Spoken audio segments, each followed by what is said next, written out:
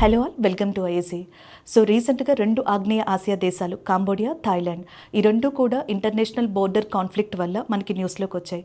అంతర్జాతీయ సరిహద్దు వివాదంతో మొదలై ఈ రెండు దేశాల మధ్యలో గొడవలు కల్చరల్ ఆస్పెక్ట్ వరకు వెళ్ళినాయి. దానికి కారణం రీసెంట్గా ఈ సరిహద్దుల్లో ఉన్న కాంబోడియా ప్రాంతం వైపైన ప్రయవిహార్ టెంపుల్ ఏదైతే ఉందో, సో దానికి దగ్గరలో ఒక 9 ఫీట్ విష్ణు విగ్రహాన్ని థాయిలాండ్ ఆర్మీ క్రెయిన్స్ తోటి కూల్చేసింది. సో దాంతో అంతర్జాతీయ సరిహద్దు దగ్గర మొదలైన ఈ గొడవ ఇప్పుడు కల్చరల్ గొడవ కింద అండ్ ప్రపంచవ్యాప్తంగా న్యూస్లో ఉంది. అండ్ యునెస్కో గతంలో అంటే జూలై 7, 2008 ప్రయవిహార్ అనే దాన్ని యునెస్కో వరల్డ్ హెరిటేజ్ సైట్గా రికగ్నైజ్ చేసింది. సో 11 నుంచి 12వ శతాబ్దం మధ్యలో మనకి ఏదైతే క్యామర్ డైనాసిటీ అనేది ఉందో, సో దానికి సంబంధించిన కింగ్స్ సూర్యవర్మన్ 1, సూర్యవర్మన్ 2 కాంబోడియా వ్యాప్తంగా సో చాలా వరకు ఆర్కిటెక్చరల్ డెవలప్మెంట్స్ చేశారు. అందులో కొన్ని హిందూ టెంపుల్స్ ఓరియంటేషన్లో కూడా ఉన్నాయి. అందులో ఒకటి ప్రయవిహార్గా చెప్పొచ్చు. అయితే దీని మీద థాయిలాండ్ అబ్జెక్షన్ చెప్పినా సరే international court of justice UNESCO world heritage site విషయమై కాంబోడియాకి మద్దతు తెలిపింది.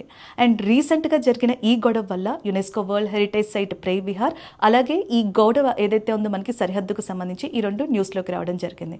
ఇక భారతదేశం విషయానికి వస్తే టోటల్గా యునెస్కో వరల్డ్ హెరిటేజ్ సైట్స్ 44 ఉన్నాయి. అండ్ రీసెంట్గానే 2025లో ఈజిప్ట్కి సంబంధించిన అండ్ ఫస్ట్ అరబ్ డైరెక్టర్ జనరల్గా యునెస్కోకి ఖలీద్ అపాయింట్ అయ్యారు. Thank you.